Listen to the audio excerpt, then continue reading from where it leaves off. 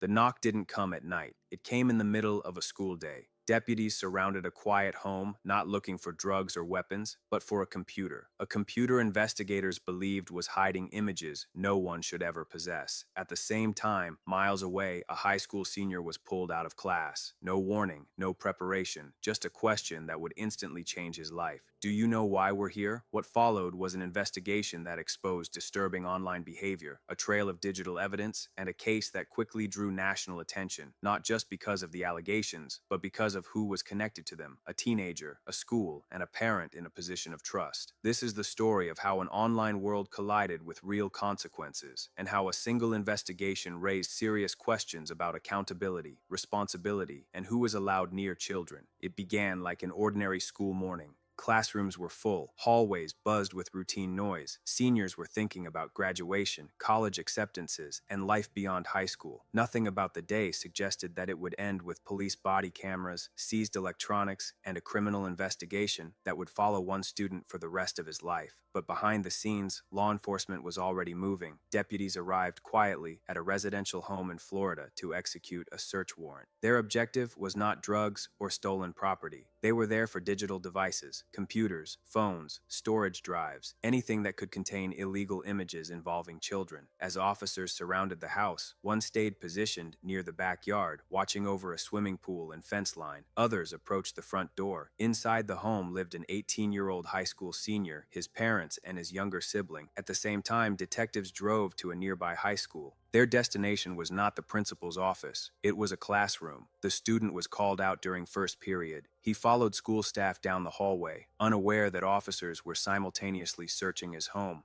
In a quiet room, detectives introduced themselves and explained why they were there. They told him they worked internet crimes against children. They explained that online activity had been flagged, activity that does not disappear, even when accounts are deleted. The information had come through a national system that monitors online platforms for child sexual abuse material. The student agreed to talk. He was calm, cooperative, and visibly nervous. When asked if he had a Discord account, he said yes. When asked if he would share access, he did. He unlocked his phone and handed it over. The detectives told him directly his account had been flagged because of images involving minors. At first, he acknowledged he understood why. Then came the question that changed the tone of the room.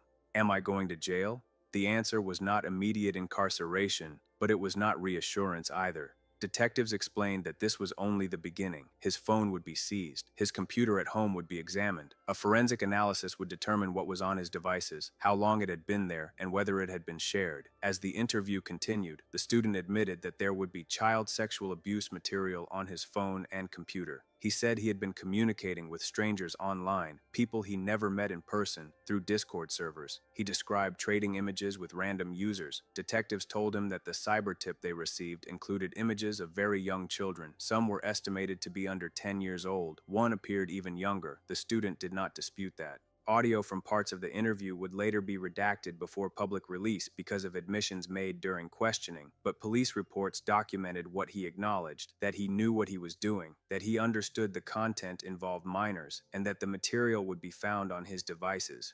Meanwhile, at the house, deputies were explaining the search warrant to his parents.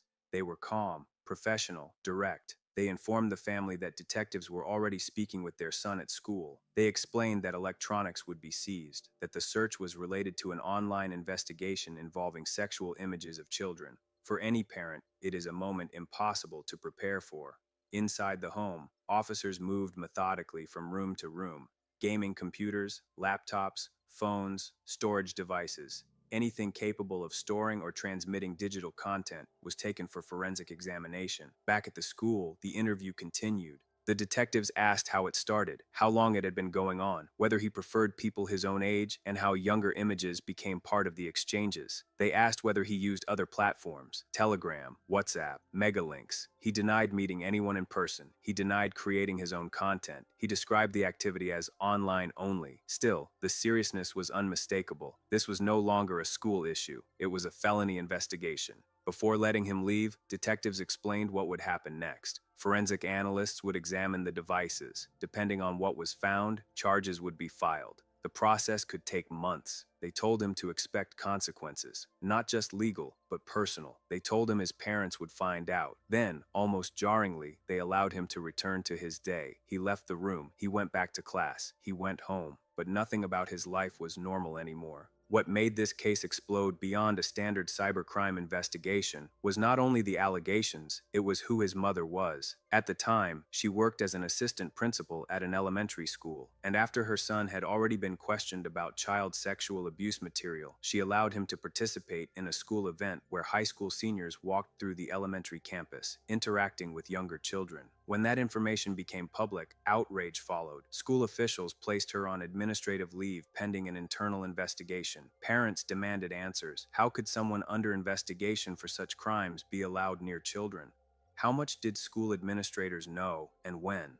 The focus of the case widened rapidly. It was no longer just about an 18-year-old and his devices. It was about judgment, responsibility, and the boundaries between private conduct and public trust. Months later, the student was arrested on a warrant issued out of Florida while he was in another state. He was taken into custody, later returned, and entered a not guilty plea through his attorney. He was released on bail as the case moved through the system. But the damage was already done. His name was public. The allegations were permanent, and the evidence, investigators said, was digital and difficult to erase. This was the beginning of a long legal process, and it raised a question that would follow the case at every stage. How does an online world built for anonymity end up leaving such permanent consequences in the real one? When the search warrant was executed and the interview ended, the most critical phase of the case had not yet begun. What would ultimately determine everything, the charges, the scope, the consequences, was not what had been said in the interview room or the classroom. It was what was inside the devices. Phones, computers, and storage drives were transported to forensic analysts trained to do one thing exceptionally well: recover what users believe has been deleted. Investigators often say that the internet never forgets, but in digital forensics, forgetting is almost impossible. Every click leaves a trace. Every download creates metadata. Every message, even when erased, leaves fragments behind. This case was no exception. Detectives explained that the initial cyber tip did not come from a random discovery. It came through a national monitoring system used by online platforms to flag suspected child sexual abuse material. When an image or video matches known illegal content or is identified through AI-assisted detection, it is automatically reported. That report included account details, timestamps, IP addresses, and sample files. By the time detectives arrived at the home and the school, the investigation had already been underway. Forensic analysts began by cloning the devices. This process creates an exact digital copy without altering the original evidence. Once cloned, investigators can search files, recover deleted data, and reconstruct activity without risk of contamination. What they were looking for was not just images. They were looking for patterns: how the material was obtained, how it was stored, how often it was accessed, and whether it had been distributed. Distribution is critical. Possession alone carries severe penalties. Sharing escalates the charges dramatically. Investigators focused heavily on communication platforms, especially Discord. They examined chat logs, server memberships, private messages, and timestamps. Even when messages had been deleted, forensic tools could often reconstruct fragments or confirm their existence through server-side records. According to police reports, the digital evidence showed repeated access to illegal material and participation in online exchanges. Conversations suggested familiarity with how these communities operate, where content is shared, how links are passed, and how users avoid detection. This was not accidental exposure. It was intentional participation. One of the most important aspects investigators look for in cases like this is escalation. Many offenders begin with legal adult content, then gradually seek more extreme material as tolerance builds. Detectives questioned whether this pattern applied here, and whether the subject understood exactly how far he had crossed legal and moral boundaries. During questioning, he denied preference for younger children. He claimed the material was obtained incidentally during trades, but investigators noted that possession alone, regardless of claimed intent, is a crime, and the ages involved were not ambiguous. Descriptions in court documents indicated children far below the age of consent. Some were described as elementary school age or younger. That distinction matters. Forensic analysts also examined whether files had been organized, renamed, or hidden. Hidden folders, encrypted storage, or deliberate file labeling can indicate awareness and intent. Even the absence of such measures can be telling, suggesting either recklessness or belief that detection would not occur. Another focus was whether any content had been created. Investigators found no evidence that images were produced locally. There were no indications of direct contact with victims or attempts to meet individuals in person. This distinction, while legally significant, did not lessen the severity of the charges tied to possession and distribution. Still, it shaped the case. This was an online crime, but with real victims. Each image represented a child who had already been abused. Each download perpetuated that harm. Investigators emphasized that even passive possession fuels a system built on exploitation. As the forensic review continued, attention returned to the broader implications. The subject was legally an adult, but socially still a student. He was weeks away from graduation. College acceptance letters had already arrived. Scholarships had been awarded. All of that was now in jeopardy. During the school interview, he asked a question that revealed how quickly his future had narrowed. Am I still going to college? Detectives did not answer directly. They explained that law enforcement would not contact schools proactively, but institutions often conduct their own background checks or revoke admissions based on criminal proceedings. The implication was clear. The consequences would extend far beyond the courtroom. Public reaction intensified when details about his family emerged. His mother's role as an assistant principal at an elementary school added a layer of concern that could not be ignored. Parents questioned whether professional judgment had failed, not just in the home, but within the school system itself. Officials placed her on administrative leave while an internal investigation began. The decision was framed as precautionary, but for many, it was long overdue. The case now sat at the intersection of digital crime, educational ethics, and public trust, and it was far from over. Investigators continued reviewing devices for months. Each file recovered added weight. Each timestamp reinforced the timeline. Each chat fragment connected the subject to a broader network of anonymous users operating in the same spaces. This was not a momentary lapse. It was sustained behavior. When charges were formally filed, they reflected that reality. Multiple counts related to possession and distribution of child sexual abuse material. The seriousness of the allegations ensured the case would move slowly, carefully, and under intense scrutiny. Bail conditions were strict. Internet access was limited. Device use was restricted. Every action now carried legal consequences. For the accused, anonymity was gone. For the victims depicted in the images, justice was indirect but necessary. And for the public, the case served as a sobering reminder. Online actions are not separate from real life. Digital choices leave permanent evidence, and when boundaries are crossed, consequences follow, no matter how young, how privileged, or how close to graduation someone may be. The investigation had exposed more than illegal files. It had exposed how easily an online world built on secrecy can collide with real-world accountability. And the most difficult questions were still ahead. By the time the arrest warrant was issued, the case had already moved far beyond a school interview and a house search. The digital evidence had been reviewed. The forensic analysis was complete enough to support charges. Investigators were no longer asking if crimes had occurred, but how many and at what level.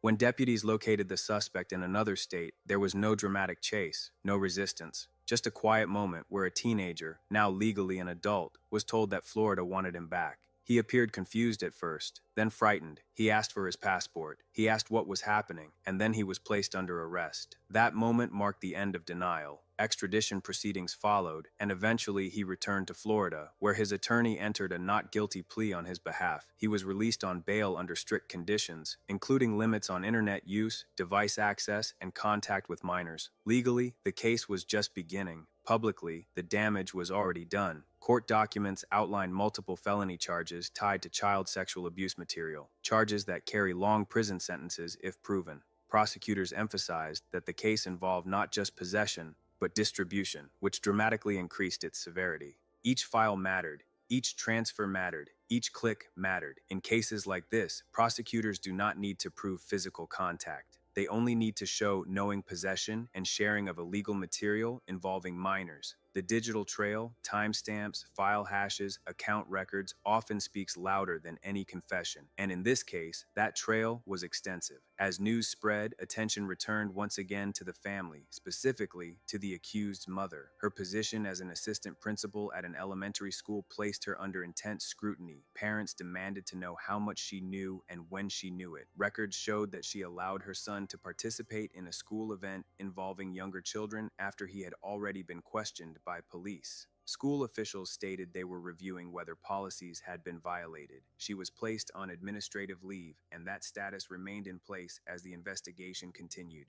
For many parents, the issue was not legal guilt, it was judgment. Should someone under investigation for crimes involving children ever be allowed near them, even indirectly? What responsibility does a school administrator have when personal matters intersect with student safety? Those questions had no easy answers, but they would not go away. Meanwhile, the accused faced a new reality. College plans stalled, scholarships were thrown into uncertainty, friends distanced themselves. His name became permanently associated with allegations that cannot be erased, even if the legal process continues for years. This is one of the harsh truths of digital crimes involving children. Even before a verdict, the social consequences are immediate and irreversible. Prosecutors prepared for a long case. Defense attorneys requested bail modifications, including permission to use a computer for school or work. Some hearings were scheduled, then postponed. Others were quietly canceled. Behind the scenes, both sides knew what was coming. The prosecution would rely heavily on forensic experts, specialists who would explain to a jury how digital evidence works, how files are tracked, and why claims of accidental possession rarely hold up. The defense would likely focus on age, immaturity, lack of physical contact, and mental state, attempting to separate recklessness from criminal intent. But the law is clear. Knowing possession is enough. Knowing distribution is worse. And the age of the person accused does not reduce the harm done to the children depicted. Investigators were careful in how they described the images. They refused to detail them publicly, emphasizing that the content was disturbing beyond words. Their restraint underscored a critical point. These were not abstract files. They were records of real abuse. Every image represented a child who had already been exploited, and every time that image was shared, the harm was renewed. That reality framed the case in stark moral terms. This was not about curiosity. This was not about poor judgment. This was about participation in a system that exists only because people continue to consume what should never exist. As the legal process moved forward, the community remained divided. Some focused on the accused's youth and potential for rehabilitation. Others focused on the victims, children whose abuse was preserved, traded, and consumed by strangers. Both perspectives existed, but the court would not weigh sympathy. It would weigh evidence, and the evidence, investigators said, was digital, durable, and difficult to dispute. For parents watching from the outside, the case served as a warning. The online world is not separate from reality. Platforms designed for gaming and socializing can become gateways to hidden communities, and teenagers, despite growing up with technology, are not immune to crossing lines that carry lifelong consequences. The case also highlighted a deeper issue: how quickly private digital behavior can collide with public responsibility, especially when schools, children, and positions of trust are involved. As the court date approached, one thing was certain. Regardless of the final verdict, nothing would return life to what it was before that knock on the door, before that walk out of class, before that moment when a digital secret became a criminal case. The law would decide guilt or innocence, but the consequences, social, personal, and permanent, had already arrived. As the case moved deeper into the legal system, one reality became impossible to ignore. This was no longer just a story about a teenager, a laptop, or an online platform. It was a case about accountability in a world where digital actions leave permanent scars on victims, families, and entire communities. Inside the courtroom, the tone was markedly different from the day the investigation began. There were no school bells, no casual conversations, no sense of normalcy. Every hearing carried weight, every motion mattered, and every detail of the digital evidence was treated with the seriousness it demanded. Prosecutors laid out a clear narrative. They argued that the evidence showed repeated, knowing possession and sharing of child sexual abuse material. This was not accidental exposure, they said, and not a one-time lapse in judgment. The digital trail showed sustained engagement, logins, exchanges, timestamps, and files that had been accessed more than once. the state emphasized a crucial point. In crimes like these, intent does not require physical contact. The law recognizes that the harm exists the moment such material is possessed or distributed. Each image represents a child who has already been abused. Each download and each share prolongs that abuse. In their view, the accused was not a passive observer. He was an active participant. The defense approached the case from a different angle. They focused on age, immaturity, and lack of prior criminal history. They highlighted that the accused had just turned 18 at the time of the investigation, legally an adult, but still developmentally closer to adolescence. They argued that there was no evidence of contact with victims, no attempts to meet anyone in person, and no production of material. They framed the behavior as reckless and deeply wrong, but not predatory in the traditional sense. Still, the defense faced an uphill battle. Digital forensic experts explained how the evidence was recovered and why claims of deletion or ignorance rarely hold up. Deleted files leave remnants, accounts leave logs, platforms retain records even after users believe they are gone. The internet, as investigators often say, does not forget. As hearings continued, the personal consequences became clearer. The accused remained free on bail but lived under strict conditions. Internet access was monitored, device usage was restricted. Everyday activities now required permission. Even simple communication came with legal implications. His future narrowed dramatically. College plans were effectively frozen. Scholarships were in question. Employment opportunities became scarce. Social relationships faded as the weight of the charges followed him everywhere. This is one of the least discussed aspects of cases like this. Even before a verdict, life changes permanently. For his family, the pressure was relentless. Public attention did not remain confined to the courtroom. The role of his mother, an assistant principal at an elementary school, continued to draw scrutiny. Parents wanted transparency. School officials conducted internal reviews. Questions were raised about judgment, boundaries, and safeguarding children. Although the criminal case focused on her son, the ethical implications reached far beyond him. Trust, once questioned, is difficult to restore. The school district maintained that placing her on administrative leave was a precaution, not a conclusion. But for many families, that distinction mattered little. The mere proximity of the allegations to an educational environment involving young children was enough to trigger fear and outrage. This tension highlighted a broader issue. In modern society, personal conduct, especially digital conduct, can collide with professional responsibility in ways that were unimaginable a generation ago. The lines between private life and public trust have blurred, particularly when children are involved. As the case progressed, it also reignited conversations about online platforms. Discord, like many digital spaces, was designed for communication, gaming, and community. But investigators explained how such platforms can be exploited by users seeking anonymity. Closed servers, private messages, and encrypted links create environments where illegal content can circulate before detection systems intervene. Law enforcement stressed that platforms do report content, but often only after damage has already occurred. Prevention, they said, must involve education as much as enforcement. Parents, educators, and young people themselves must understand that online behavior is not separate from real-world consequences. The privacy of a screen does not shield anyone from the law. For the victims depicted in the images, justice is indirect but essential. They may never know who possessed or shared the material documenting their abuse, but each prosecution chips away at a system that thrives on silence and secrecy. That, prosecutors argued, is why these cases matter. Not because of headlines, not because of shock value, but because accountability reduces demand, and reducing demand protects children. As months passed, motions were filed, and hearings rescheduled. The legal process moved slowly, deliberately. The problem is based on supply and demand. People don't do this to kids. Mothers don't videotape their kids and direct their kids to do this unless someone wants to view it. And there's way too many sick people among us who want to view children. And I mean children. 4, 5, 6 years old, in this case an 11-year-old girl, engaged in sexual acts. And the watching of child pornography. That pace frustrated some, but it reflected the seriousness of the charges and the care required to handle such evidence responsibly. Throughout it all, one truth remained constant. There was no return to before. Not for the accused, not for his family, not for the school community, and certainly not for the children whose abuse had been preserved and shared. This case became a stark reminder of how quickly a digital choice can redefine a life. Curiosity can cross into criminality, and that the consequences of crossing that line are lasting and unforgiving. In the end, the court will determine guilt or innocence. But beyond the verdict lies a broader lesson, one that extends far beyond a single defendant or a single platform. In a world where everything is connected, responsibility does not end at the screen, because digital crimes are not virtual, they are real.